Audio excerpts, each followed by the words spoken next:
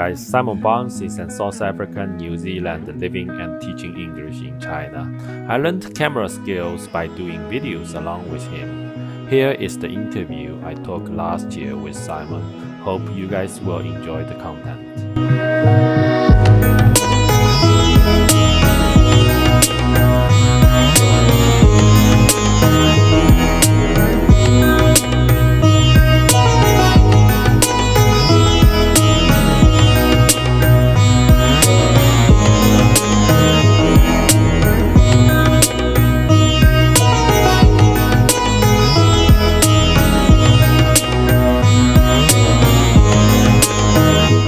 Second question.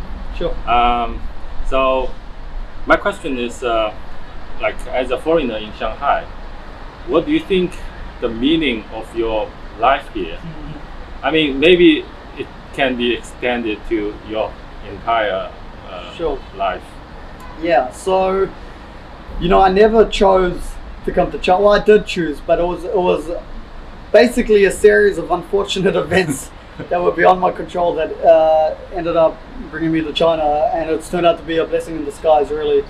I studied teaching in New Zealand, and I was working in New Zealand as a teacher in high schools before I came to China, but the school I was working at closed down because basically a few years ago the city had an earthquake, and many people had left the city, and the neighborhood of the school that I was teaching in specifically had a lot of people leave the community, and so the enrollment of the school that I had been working at over those 4 years, it went from over 1,000 to just over 100.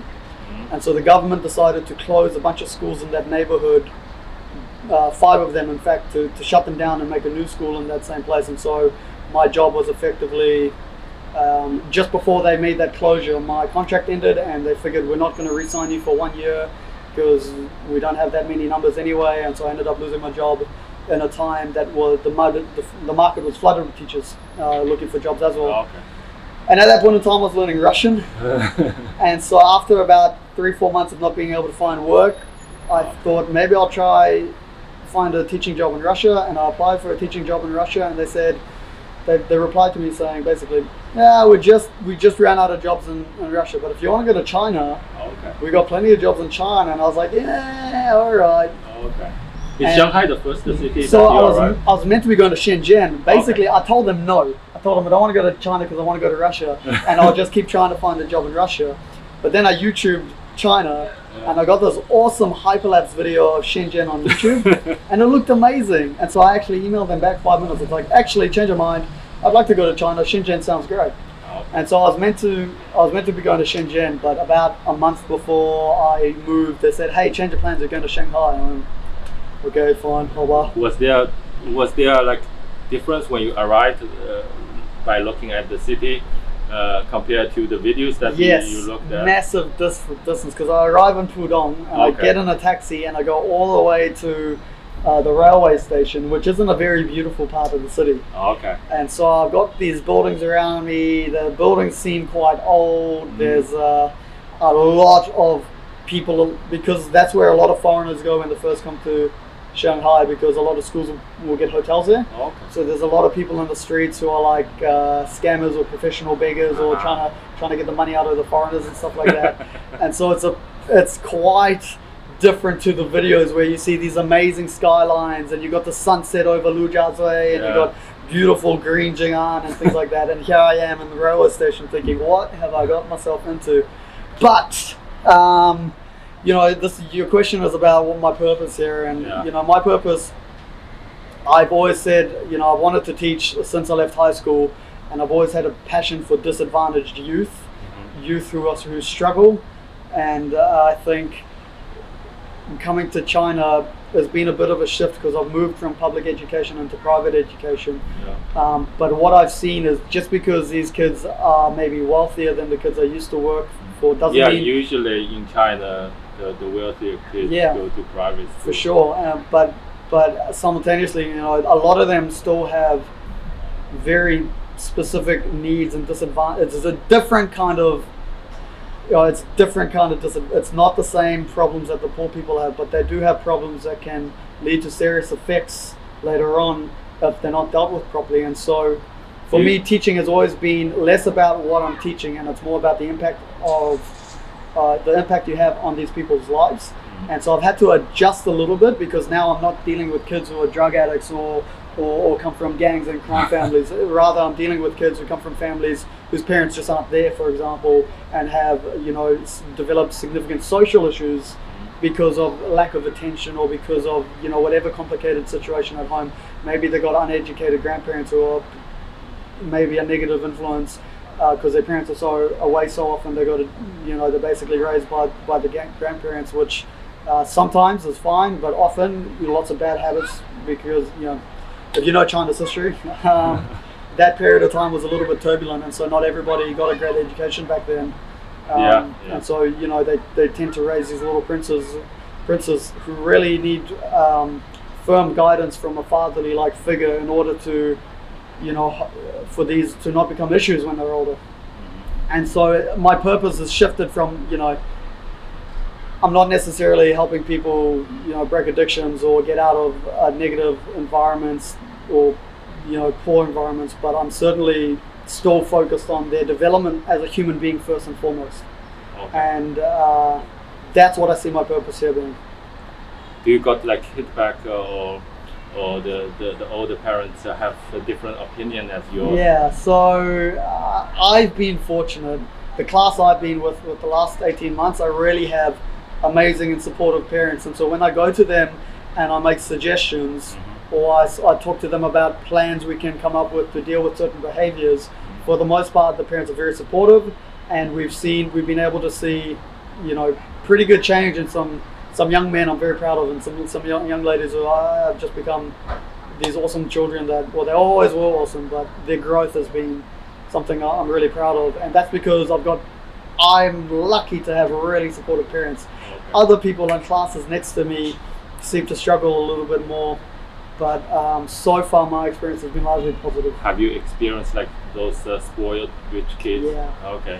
Yeah, so not as a homeroom teacher, but as a PE teacher and a subject teacher, I'll see a lot of other students who maybe I don't have such a large influence over, and you definitely see, we call them little princes. You definitely see the little princes and princesses running around. Little emperors. Your little emperors, there you go, little emperors. And they are a unique challenge, because a lot of the time the parents will just refuse to acknowledge it as an issue. And so you don't get the support from the parents. So no matter how big an impact you might be making at school, they go home and it's not continued at home. Yeah, that's right. And you're limited when you are dealing with children like that. If there's no support at home, your battle is now significantly stacked against you. Do you think this the years in this like private school with a foreigner teacher will have like future positive impact to our like Chinese new generation of in terms of like their perceptions of over the world? Yeah, I would hope so. Okay. I would hope so. I spend a lot of, for example, I'm South African, and what amazes some of my children is that I'm South African and I'm not black, because they just don't know. They're young, they're innocent, they're ignorant, they haven't been taught these things yet. And so, the first question I would get will be about the color of my skin when I tell them that. And so I go through a process of, even though this has got nothing to do with the content I'm teaching, but now I'm teaching them, well, let's look a little bit about South Africa and the history of South Africa, so you can see why there are white people and African people or Indian people, and all of these people come together under one identity now as South Africans, right? And so, for example, I don't know if you're familiar with the sport rugby, but we've just recently had the Rugby World Cup. I know a little bit. Yeah, and so as a South African man watching the Rugby World Cup in China, it can't help but start to become a part of my lessons. And so our morality lessons had become, let's talk about Siya Kolisi. He was the first black South African captain of the rugby team. Okay. And his story is in particular impactful, because he was the kind of person who was raised in poverty. And I shared an interview with Siya Kolisi to my students where he talks about, I didn't go to school with no shoes. And this blew their mind. These children had no concept of poverty existing in a place to a degree where children would go to school with no shoes. They didn't understand that that's something that happened. And I wanted to show them, despite this man's difficult background and his poor poor background, he was still able to achieve an amazing thing and lead our country to a World Cup victory to become world champions. And so let me interrupt. go for it. Sorry, I'll talk about rugby all day if you let me. Are you talking about like those rich Chinese kids? Yeah. They don't have any sense about poverty. No. Even when our country still have Yeah. a lot of Yeah. poverty and poor kids. Specifically, I'm currently teaching grade 1, 2, and 3. I can't speak to the older kids. I'd imagine the older kids obviously would have developed a sense of that by now, but the young kids at this point in time just haven't encountered it yet. So let me finish this question. Go for So you are talking about the education, etc. And so your meaning of being here Yeah. is trying to make the next generation of our country have more knowledge about like global wise Yeah. and open eyes to the For world. sure. For sure. Okay, so yeah. So.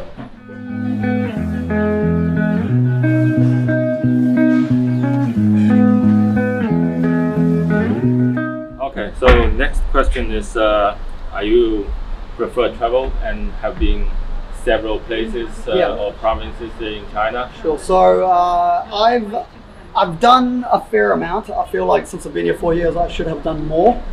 So that's a little bit disappointing. But I've been to, for example, I've done a few trips to Shenzhen. Okay. I've done a trip to Hong Kong. I've spent some time in the areas around Shanghai as well. So like Wuzhou and Wuzhou? There's a water town.